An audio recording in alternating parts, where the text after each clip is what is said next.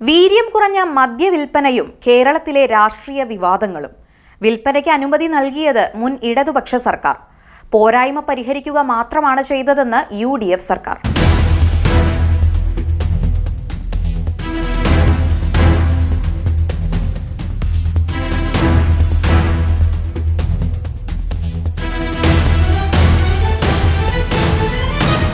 കേരളത്തിൽ സമീപകാലത്ത് ഏറ്റവും കൂടുതൽ ചർച്ച ചെയ്യപ്പെടുന്നതും രാഷ്ട്രീയ പോരാട്ടങ്ങൾക്ക് വഴിവെച്ചതുമായ ഒന്നാണ് വീര്യം കുറഞ്ഞ മദ്യത്തിന്റെ വിൽപ്പനയും അതിന്മേലുള്ള നികുതി ഇളവുകളും.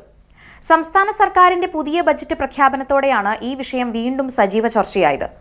മദ്യ ഉപഭോഗം കുറയ്ക്കുമെന്ന് പ്രഖ്യാപിക്കുന്ന രാഷ്ട്രീയ മുന്നണികൾ അധികാരത്തിലെത്തുമ്പോൾ സ്വീകരിക്കുന്ന ഇത്തരം നിലപാടുകൾ പലപ്പോഴും വലിയ ജനകീയ രാഷ്ട്രീയ ചോദ്യങ്ങൾക്ക് കാരണമാകാറുണ്ട്. സംസ്ഥാനത്ത് ലോ ആൽക്കഹോളിക് ബിവറേജസ് എന്ന വിഭാഗത്തിലെ മദ്യത്തിന് പ്രത്യേക നികുതി ഘടന പുതിയ ബജറ്റിൽ സർക്കാർ പ്രഖ്യാപിച്ചതോടെയാണ് വിവാദങ്ങൾക്ക് തുടക്കമിട്ടത്. ഇതിലൂടെ വിപണിയിൽ റെഡി ടു ഡ്രിങ്ക് വിഭാഗത്തിൽപ്പെടുന്ന വീര്യം കുറഞ്ഞ മദ്യങ്ങൾ ലഭ്യമാക്കാൻ വഴി തുറന്നു. നികുതി ഘടന: ആൽക്കഹോളിന്റെ അളവ് 0.5% മുതൽ 10% വരെയുള്ള മദ്യത്തിന് 120% നികുതിയും 10% മുതൽ 20% വരെയുള്ളവയ്ക്ക് 175% നികുതിയുമാണ് നിശ്ചയിച്ചിരിക്കുന്നത്. മുൻ ഇടതുപക്ഷ സർക്കാരിന്റെ കാലത്ത് തന്നെ 2022-23 അബ്കാരി നിയമത്തിലൂടെ വീര്യം കുറഞ്ഞ മദ്യവിൽപ്പനയ്ക്ക് അനുമതി നൽകി ചട്ടം ഭേദഗതി ചെയ്തിരുന്നു എന്നാണ് നിലവിലെ സർക്കാർ വ്യക്തമാക്കുന്നത്. എന്നാൽ അന്ന് ഇതിന് പ്രത്യേക നികുതി ഘടന പ്രഖ്യാപിച്ചിരുന്നില്ല.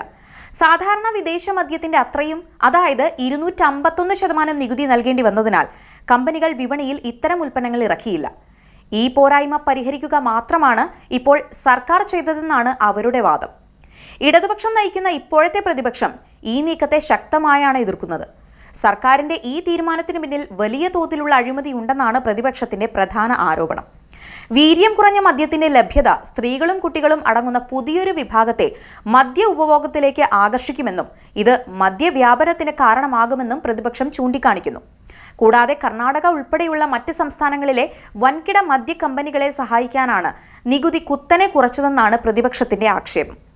മുൻ LDF സർക്കാരിന്റെ കാലത്ത് കമ്പനികൾ ഈ ആവശ്യവുമായി സമീപിച്ചെങ്കിലും വരുമാന നഷ്ടം ഭയന്ന് അത് നിരസിച്ചിരുന്നുവെന്ന് അവർ വ്യക്തമാക്കുന്നു. ഈ വിവാദത്തിന്റെ യഥാർത്ഥ വശം പരിശോധിച്ചാൽ രണ്ട് മുന്നണികളും തങ്ങളുടെ രാഷ്ട്രീയ താൽപര്യങ്ങൾക്ക് അനുസൃതമായാണ് നിലപാടുകൾ മാറ്റുന്നതെന്ന് കാണാം. നിലവിലെ ഭരണപക്ഷം പ്രതിപക്ഷത്തിരുന്നപ്പോൾ ഇടതു സർക്കാരിന്റെ മദ്യനയങ്ങളെ മദ്യവ്യാപനം എന്ന് വിളിച്ച് ശക്തമായി എതിർത്തിരുന്നു. എന്നാൽ അധികാരത്തിലെത്തിയപ്പോൾ അവർ തന്നെ നികുതി ഇളവുകളിലൂടെ വീര്യം കുറഞ്ഞ മദ്യം വിപണിയിലെത്തിക്കാൻ മുൻകൈയെടുക്കുന്നു.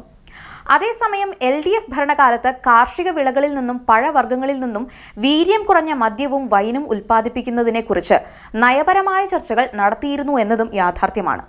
ഇതിനു പുറമെ സീറോ മലബാർ സഭ, ഓർത്തഡോക്സ് സഭ തുടങ്ങിയ സാമൂഹിക മതസംഘടനകളും ലഹരി വിരുദ്ധ പ്രവർത്തകരും സർക്കാരിന്റെ ഈ തീരുമാനത്തിനെതിരെ രംഗത്തു വന്നിട്ടുണ്ട്. ചെറിയ അളവിൽ ലഹരി നൽകി പുതിയ തലമുറയെ മദ്യപാനശീലത്തിലേക്ക് നയിക്കാൻ മാത്രമേ ഇത് ഉപകരിക്കൂ എന്നാണ് അവരുടെ ആശങ്ക. സംസ്ഥാനത്തിന്റെ വരുമാന വർധനവും മദ്യക്കമ്പനികളുടെ താൽപര്യങ്ങളും സംരക്ഷിക്കുന്നതിനൊപ്പം സാമൂഹിക പ്രതിബദ്ധത കൂടി സർക്കാർ കണക്കിലെടുക്കേണ്ടതുണ്ട്.